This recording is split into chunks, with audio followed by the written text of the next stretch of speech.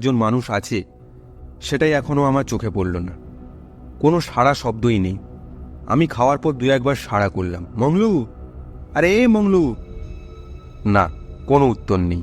যাই হোক, খেয়েই নিই। খাওয়া সেরে দুপুরে আবার আমার রুমে চলে এলাম। একটু ঘুমিয়ে নিচ্ছিলাম। বিকেলের দিকে বাগানটায় একটু পায়চারি করলাম। পার্থ এখনও ফেরেনি। বাড়িটার চারপাশ ঘুরে ঘুরে দেখছিলাম। কেমন একটা লাগলো, মনে হলো কোনো এক মৃত্যুপুরীতে আমি এসে উঠেছি। এখন সন্ধেও নেমে এসছে। এবার বাড়ির ভেতর থেকে বাসনের শব্দ পাচ্ছি। যাক, একটু প্রাণ ফিরে পেলাম। দেখে একজন বৃদ্ধ। ভিন্ন স্বাদের গল্প শুনতে এখনই সাবস্ক্রাইব করুন আমাদের অফিসিয়াল ইউটিউব চ্যানেল তমলুক টকিসে। নমস্কার প্রিয় শ্রোতা বন্ধুরা, তমলুক টকিস থেকে আমি সুমিত বলছি। তমলুক টকিসে আজ আপনার জন্য গ্রাম বাংলার এক হাড় হিম করা ভূতের গল্প, মোহনপুরের সেই রাত। গল্পে যাওয়ার আগে আপনাদের কাছে একটি বিশেষ অনুরোধ, যারা এখনও আমাদের সাবস্ক্রাইব করেননি, প্লিজ সাবস্ক্রাইব করে নোটিফিকেশান বেল আইকনটা প্রেস করে রাখুন, যাতে নতুন কিছু আপডেট সববার আগে আপনার কাছে পৌঁছে যায়। আপনারা আমাদের পাশে থাকবেন এই আশা রাখলাম। তো চলুন শুরু করা যাক আজকের গল্প, মোহনপুরের সেই রাত। গল্প পাঠে আমি সুমিত। মাসখানেক ধরে শরীরটা বেশ খারাপ, যা খাই গ্যাস অম্বল, আর বিকেলে তীব্র মাথার যন্ত্রণা, যার ফলে রাতে ঘুম নেই। অনেক ওষুধ খেয়েছি, কোনো লাভ হয়নি। শেষমেশ ডাক্তার বলল ওষুধে বিশেষ কিছু উপকার হবে না, তার চেয়ে বরং কয়েকদিন চেঞ্জে চলে যান। মাস 2 থাকলেই সেরে যাবেন। কোথায় যাব সেই নিয়েই সমস্যা। বন্ধুরা এক এক রকম উপদেশ দিতে থাকলো। কেউ বলল দার্জিলিং, কেউ বলল হাজারিবাগ, দেওঘর, আরও কত কি। নিজেই ঠিক করে উঠতে পারছি না যাবোটা কোথায়। এদিকে শরীরটাও আর সায় দিচ্ছে না। সারাদিন কেমন একটা অস্বস্তি, অফিসে কাজের মুড নেই। তবে চেঞ্জের জায়গাটাই ফাইনাল করে উঠতে পারছি না। অফিস থেকে বেরিয়ে মেট্রোর জন্য অপেক্ষা করছি। হঠাৎ অমলের সঙ্গে দেখা। কলেজের বন্ধু, একসাথেই কলেজে পড়তাম। অনেক দিন কোনো যোগাযোগ নেই। অনেক দিন কেন, সেই কলেজ ছাড়ার পর আজই হঠাৎ দেখা। আমাকে চিন্তিত মুখে দাঁড়িয়ে থাকতে দেখে অমল বলল, কিরে, কি হলো, এত চিন্তা কিসের? বললাম আমার সমস্যাটা অমলকে। অমল হেসে বলল, আরে এই কথা, ওই সব হাজারিবাগ দেওঘর ছাড়, মোহনপুর থেকে ঘুরে আয় তো, 3 দিনে অম্বল সেরে যাবে। মোহনপুর? সেটা কোথায়? নামই তো শুনিনি। বেশি লোক নাম শুনেনি বলেই জায়গাটা এখনো ভালো আছে। ভিড় হলেই দূষণ, আর তা থেকে জলবায়ু বদলে যায়।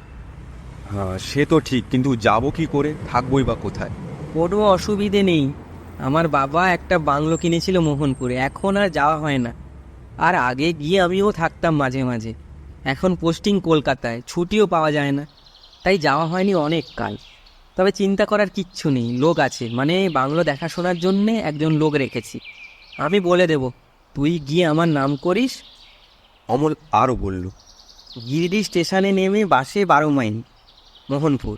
মোহনপুরে নেমে গোকুলধাম বললে যে কেউ তোকে দেখিয়ে দেবে। আমি আর কালক্ষেপ করলাম না। পরের দিনই বেরিয়ে পড়লাম মোহনপুরের উদ্দেশ্যে। সকালে ট্রেন ধরে চললাম মোহনপুরের পথে। গিরিডি স্টেশনে নেমে লোকাল বাসে চেপে বসলাম। নামলাম মোহনপুরে। এখন রাত প্রায় 9টা। চারিদিকে ঘন অরণ্য, আর একদিকে ছোট্ট একটা নদী। খাল বললেও বিশেষ ভুল হবে না, কিন্তু তাতে কি জলের গর্জন। টর্চ ধরে এগোতে লাগলাম। সরু পায়ে চলা লাল মাটির পথ, মাঝে মাঝে কালো পাথর। অন্যমনস্ক হলেই হোঁচট খাওয়ার একটা আশঙ্কা থেকেই যায়। রাস্তা জনমানব শূন্য। কিছুটা এগোতে চোখে পড়ল একটা মুদির দোকান। দোকানে 2-1 জন খদ্দের দাঁড়িয়ে। ঠিক রাস্তায় যাচ্ছে কিনা যাচাই করার জন্যে দোকানদারকে বললাম, আচ্ছা দাদা, ওই গোকুলধামটা কোন দিকে? দোকানদার অবাক হয়ে আমার দিকে তাকিয়েছিল। তারপর বলল, বাবু, সে তো আস্ত জঙ্গল হয়ে পড়ে আছে, ওখানে কেউ থাকে না এখন। আমি মনে মনে ভাবলাম উনি হয়তো অনেক দিনই ওই পথ মারাননি, তাই বললেন। আর আমায় তো অমল বলেছে যে দেখাশোনার জন্য একজন আছে। আমি বললাম, আচ্ছা ঠিক আছে, তবে আপনি যদি একটু রাস্তাটা চিনিয়ে দেন খুব ভালো হতো। দোকানদার বলল, আর একটু সোজা পথ ধরে এগিয়ে যান, বাঁ হাতে একটা বড় বট গাছ পড়বে, ওটাকে বাঁ হাতে রেখে সামনে একটা সরু পথ ডান দিকে বেঁকেছে। ওই পথ ধরে কিছুটা এগোলে সাহেবদের একটা গোরস্থান আছে। ওটা পেরিয়েই মিনিট খানেকের হাঁটা পথ গোকুলধাম। সাদা রঙের বড় দোতলা বাড়ি। সাবধানে এগোতে লাগলাম। রাত 10টার বেশি হয়নি, কিন্তু এই ঘন জনমানবহীন জঙ্গলে মনে হচ্ছে যেন নিশুতি রাত। ঝিঁঝি ডাকছে, ঝোপে ঝোপে জোনাকির ঝাঁক। মাঝে মাঝে পায়ের কাছে খসখস শব্দে কি যেন সরে যাচ্ছে। সাপখোপও হতে পারে। চোখে পড়ল বড় একটা বটগাছ। আর একটু এগিয়ে ডান হাতে নিলাম। একটা নিচু টিলা চোখে পড়ল। গোরস্থানও। অন্ধকারে অনেকগুলো আলোর ফুটকি, সম্ভবত শেয়ালের চোখ। তারা যেন এক দৃষ্টিতে আমার দিকে তাকিয়ে রয়েছে। যাক, অবশেষে গোকুলধাম চোখে পড়ল। বেশ বড় বাংলো। এখন অযত্নে জায়গায় জায়গায় প্লাস্টার খসে ইঁট বেরিয়েছে। জলের পাইপে আগাছা জন্মেছে। সামনের উঠোনে শ্যাওলা সবুজ হয়ে আছে। মনে হলো অমল যাকে রক্ষণাবেক্ষণের দায়িত্ব দিয়েছে সেবাটা কাজকর্ম তুলে দিব্যি কাটাচ্ছে। গেট ঠেলতে একটা বিকট শব্দে তা খুলে গেল। ভেতরে ঢুকে জোরে জোরে কড়া নাড়তে লাগলাম। 12 কড়া নাড়ার পর দরজাটাও খুলে গেল। আর দরজার ভেতর থেকে এক হাঁক বাদুড় বা চামচিকা উড়ে বেরিয়ে এলো। দোতলার ব্যালকনি থেকে কেউ যেন বলল, আরে প্রদীপ, এসে গেছিস? তোর জন্যই অপেক্ষা করছি, দাঁড়া দাঁড়া, নিচে আসছি। অন্ধকারে ঠিক বুঝতে পারলাম না কে হতে পারে। আমায় চেনে দেখছি, কিন্তু অমল তো আর কারো কথা আমায় বলেনি। যাই হোক, নিচে নেমে এলো লম্বা গোছের একজন। অন্ধকারে আমি ঠিক দেখতে পাচ্ছি না। আমার কাঁধে হাতটা রেখে বলল, তা প্রদীপ, কোনো অসুবিধে হয়নি তো পথ চিনতে? আয় আয়, ভেতরে আয়। আমি টর্চের আলোটা এবার মুখেই ফেললাম, কে সেটা দেখার জন্যে। আরে, এ তো পার্থ, মানে আমাদের কলেজের লম্বা পার্থ। কিন্তু আমি তো শুনেছি বছর 3 আগে পার্থ রবীন্দ্র সদনের কাছে বাইক অ্যাক্সিডেন্টে মারা গেছে। ওর বাইক একটা ট্রাকের পেছনে সজোরে ধাক্কা মেরেছিল, পুরো ছাতু হয়ে গেছিল। তাহলে এবার একটু অবাক হয়ে বললাম, আরে পার্থ, তুই এখানে? আর আমি তো যদ্দূর জানি তোর অ্যাক্সিডেন্ট হয়েছে আর তুই মারাও গেছিস বলে এতদিন তাই তো জানতাম। হ্যাঁ, তা তো এক প্রকার মারাই গেছি রে। বরাত জোরে হৃৎপিণ্ডটা ধুকপুক করছিল। দেখ না, বাঁ পাশটা একেবারে যা তা অবস্থা, প্যারালাইজডই বলতে পারিস। তাই সব কিছু ছেড়ে এই নির্জনে এসে ঘাঁটি গেড়েছি। কিছুদিন এখানেই থাকবো। আয় আয়, ভেতরে আয়। স্নান করবি তো? না, এত রাতে আর স্নান করব না। কেন রে, স্নান করে নে। অত জার্নি করে এলি, আমি গরম জলের ব্যবস্থা করছি। আমি সেই মতো স্নান সেরে ফেললাম। এসে নিচে ডিনার টেবিলে বসলাম দুজনে। দেখি ডিনার সাজানো, সাদা ভাত, কষা মাংস আর বেগুন ভাজা। পার্থকে বললাম, তুই খাবি না? আমি সন্ধে 7টার মধ্যে খেয়ে নিই রে, অনেকগুলো ওষুধ চলে। আর তারপর থেরাপি। তুই খেয়ে নে। আর আচ্ছা, রান্না বান্না কে করে? মংলু খুব কাজের লোক, সেই সব করে। খাওয়া শেষ হতে পার্থ আমাকে আমার রুমটা দেখিয়ে বলল, নে শুয়ে পড়, কাল কথা হবে। রুমটা বেশ গোছানো, নতুন বেড কভার, বালিশ। আর আমার মাথার কাছে তামার পাত্রে একটা জল রাখা। আমি যে ভোরে উঠে তামার পাত্রে জল খাই সেটা পার্থ জানলো কি করে? থাকো সব কথা, এখন ঘুমোনোই যাক। এই বলে শুয়ে পড়লাম। কিছুক্ষণের মধ্যেই ঘুমো চলে এলো। ভালোই ঘুমোচ্ছিলাম, কিন্তু বিপত্তিটা ঘটল পাশ ফিরে শুতে গিয়েই।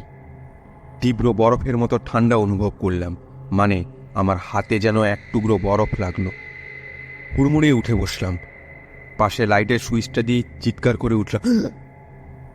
একটা নর কঙ্কাল ঠিক আমার পাশেই শুয়ে, আর তার মাথাটা আমার বালিশেই রাখা। প্রশস্ত হয়ে পড়ে আছে তার হাত, আর সেই হাতেই আমার স্পর্শটা হয়েছিল। আমার চিৎকার শুনে উপর থেকে পার্থও নেমে এসছে। কিরে, কি হলো? হঠাৎ চিৎকার করে উঠলি? কঙ্কাল, কঙ্কাল, বিচারে কঙ্কাল।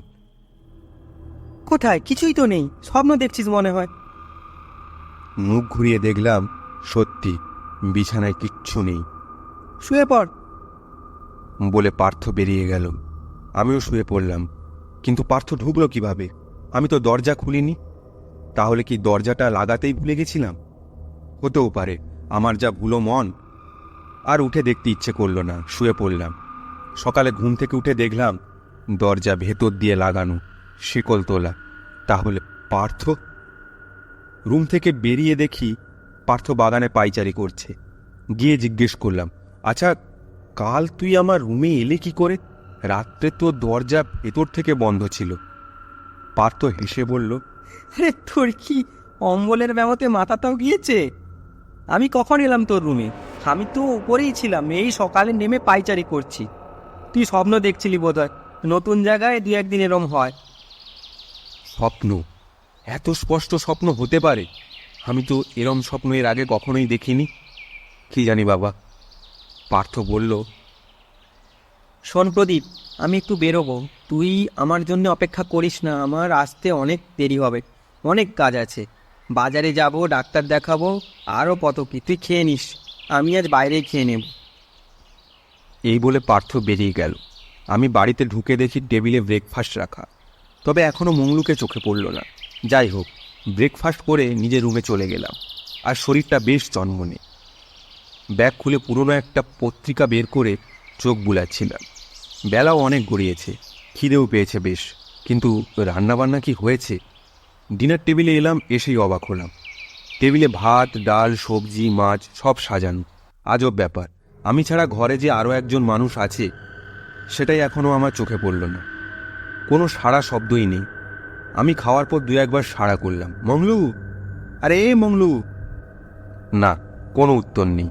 যাই হোক, খেয়েই নি। খাওয়া সেরে দুপুরে আবার আমার রুমে চলে এলাম, একটু ঘুমিয়ে নিচ্ছিলাম। বিকেলের দিকে বাগানটায় একটু পায়চারি করলাম।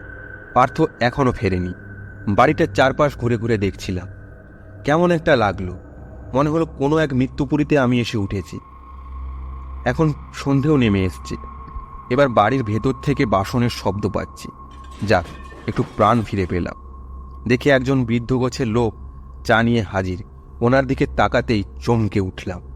এরকমও মানুষ হয়? গায়ে একটুও মাংস নেই, চিমটি কেটে তুললেও কোনো মাংস উঠবে না, যেন কঙ্কালের গায়ে একটা চামড়ার প্রলেপ দেওয়া। সাদা সাদা ধপধপে দাঁতগুলো সর্বদাই মুখের বাইরে। আমি নিজেকে সামলে জিজ্ঞেস করলাম, পার্থ কখন আসবে তুমি কিছু জানো?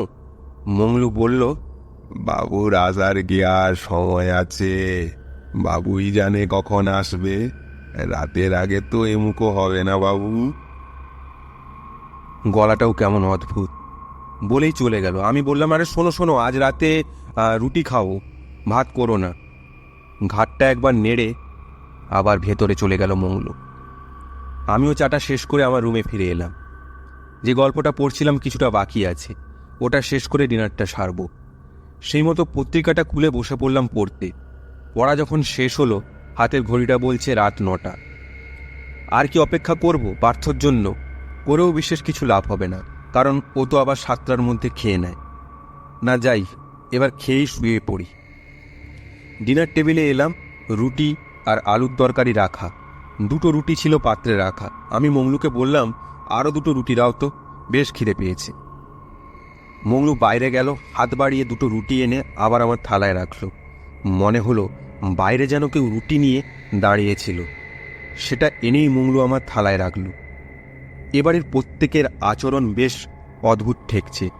কোথায় এসে উঠলাম? কেমন একটা ভয়ের পরিবেশ সর্বদা। গা ছমছম করে, বাতাসেও যেন ভয়ের গন্ধ। হাত ধুয়ে রুমে চলে এলাম। ভালো ঠেকছে না বাড়িটা। কাল একবার খোঁজ খবর নিয়ে দেখব বাইরে গিয়ে।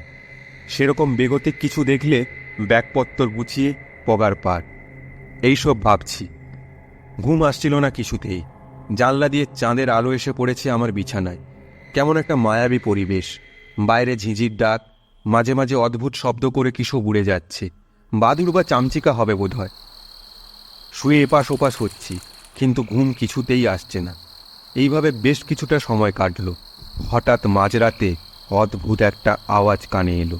গাছের ডাল ভাঙলে যেমন মড়মড় শব্দ হয়, ঠিক সেই রকম কিছু একটা। জানলার পাল্লাটা খুলে মুখ বাড়ালাম। বাগানটায় জ্যোৎস্নার আলো পড়েছে, বেশ ঝলমল করছে। ওটা কি? হ্যাঁ, কিছুটা দূরেই বাগানের শেষ প্রান্তে একটা গাছের নিচে বসার একটা বেঞ্চ আছে। সেখানে মনে হলো কোনো দুজন ব্যক্তি বসে আছে।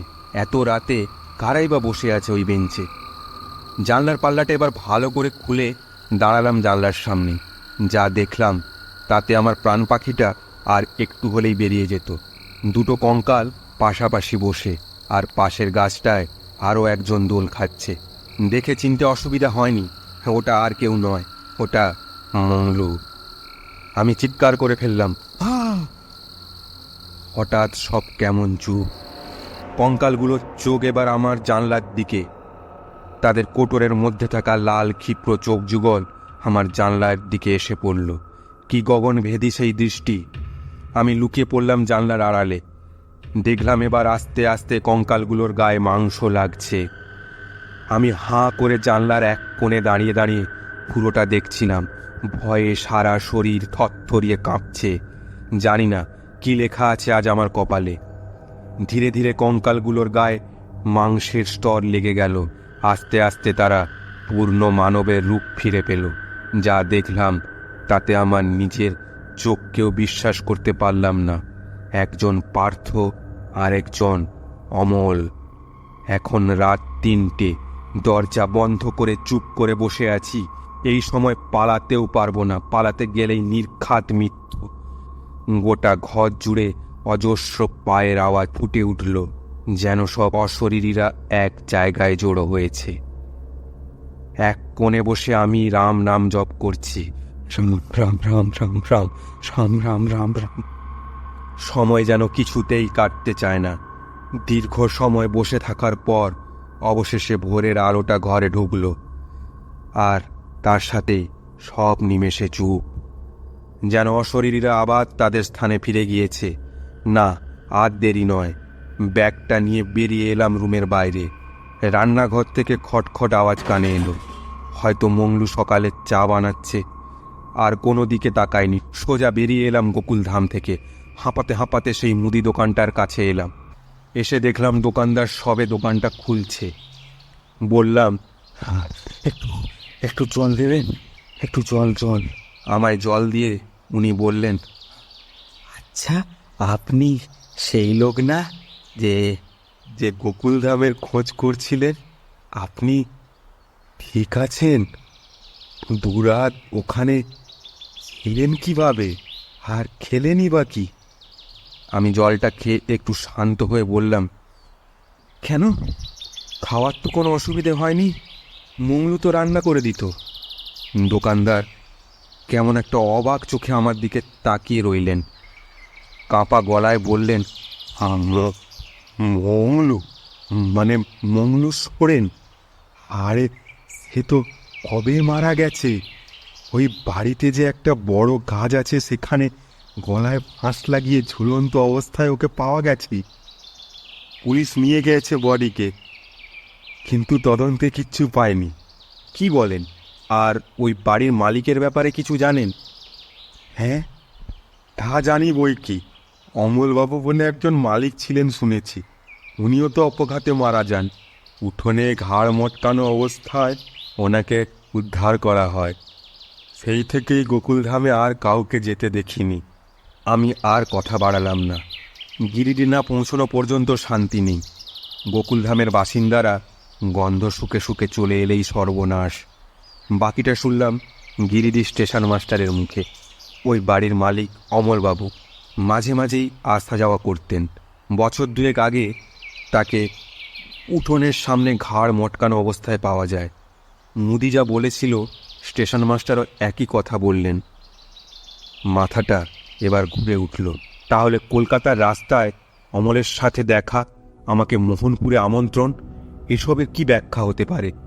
আর পার্থর দুর্ঘটনায় মৃত্যু, এ তো আমার জানাই ছিল।